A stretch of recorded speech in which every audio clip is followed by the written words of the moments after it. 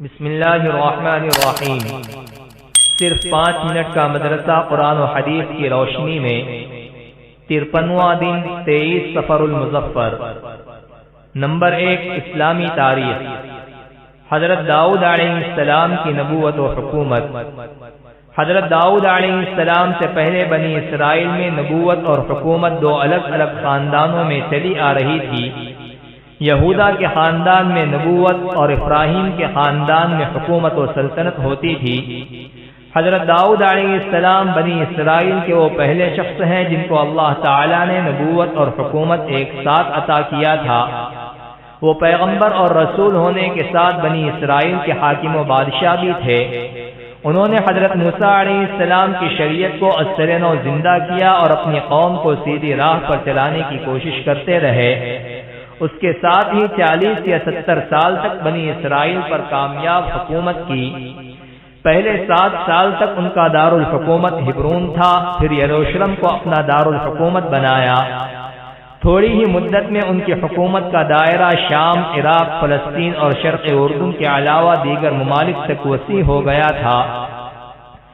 تاریخ اسرائیل میں ان کے زمانہ حکومت کو ملکی فتوحات اور حسن انتظام کے سلسلے میں مثالی سمجھا جاتا ہے۔ انہوں نے 100 سال کی عمر میں اللہ کی عبادت کرتے ہوئے انتقال فرمایا اور شہر صیہون میں دفن ہوئے۔ نمبر 2، اللہ کی قدرت۔ انسانی عقل۔ اللہ تعالیٰ نے اپنی قدرت سے انسان کو عقل عطا فرمائی، جس کی وجہ سے وہ بڑے بڑے کارنامے انجام دینے کی صلاحیت رکھتا ہے۔ یہاں تک کہ اسی عقل کے ذریعے بڑے بڑے سرکش و طاقتور جانوروں کو بھی اپنے قبضے میں کر لیتا ہے۔ اگر انسان کی عقل خراب ہو جائے تو سب کچھ بھول جاتا ہے، یہاں تک کہ اس کو اپنی بھی خبر نہیں رہتی۔ مگر یہ اللہ ہی کی قدرت ہے کہ اس نے انسان کو عقل عطا فرما کر دنیا کی چیزوں سے فائدہ اٹھانے کا سلیقہ عطا فرما دیا۔ نمبر 3، ایک فرض کے بارے میں، والدین کے ساتھ اچھا سلوک کرنا۔ قرآن میں اللہ تعالیٰ فرماتا ہے، تمہارے رب نے فیصلہ کر دیا ہے کہ اللہ کے علاوہ کسی اور کی عبادت نہ کرو اور والدین کے ساتھ احسان کا معاملہ کرو۔ فائدہ، ماں باپ کی خدمت کرنا اور ان کے ساتھ اچھا برتاؤ کرنا فرض ہے۔ نمبر 4، ایک سنت کے بارے میں، سرما لگانے کا سنت طریقہ۔ حضرت انس رضی اللہ عنہ بیان کرتے ہیں کہ رسول اللہ صلی اللہ علیہ وسلم دائیں آنکھ میں 2 سلائی، پھر بائیں آنکھ میں 2 سلائی لگاتے، پھر 1 سلائی دائیں اور بائیں دونوں آنکھوں میں لگاتے۔ نمبر 5، ایک اہم عمل کی فضیلت، قرآن کریم کی تلاوت کرنا۔ رسول اللہ صلی اللہ علیہ وسلم نے فرمایا، قرآن کا پڑھنے والا قیامت کے روز آئے گا، چنانچہ قرآن سفارش کرتے ہوئے کہے گا کہ اے پروردگار، اس کو جوڑا پہنا دیجئے، تو اس کو عزت کا تاج پہنا دیا جائے گا۔ پھر کہے گا اے پروردگار، اور زیادہ پہنا دیجئے، پھر اس کو عزت کا جوڑا پہنا دیا جائے گا۔ پھر کہے گا اس سے خوش ہو جائیے، تو اللہ تعالیٰ اس سے خوش ہو جائے گا۔ پھر اس سے کہا جائے گا کہ قرآن پڑھتا جا اور درجوں پر چڑھتا جا، اور ہر آیت کے بدلے ایک ایک نیکی بڑھتی جائے گی۔ نمبر 6، ایک گناہ کے بارے میں، بیویوں کے درمیان انصاف نہ کرنا۔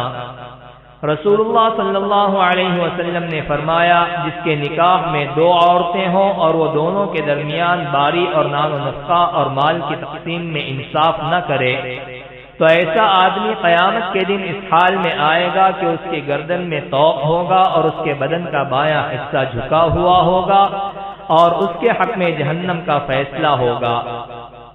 نمبر 7، دنیا کے بارے میں، دنیا کھول دی جائے گی۔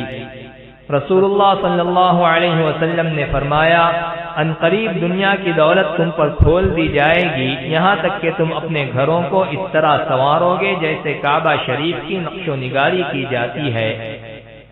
نمبر 8، آخرت کے بارے میں، نیک اعمال کا بدلہ جنت ہے۔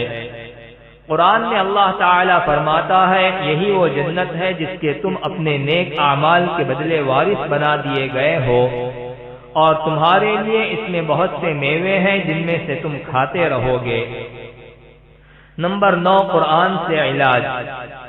بچھو کے زہر کا علاج۔ حضرت ابن عباس رضی اللہ عنہما کہتے ہیں کہ صحابہ رضی اللہ عنہم کی ایک جماعت کا گزر ایسی جگہ سے ہوا جہاں ایک شخص کو بچھو نے ڈس لیا تھا۔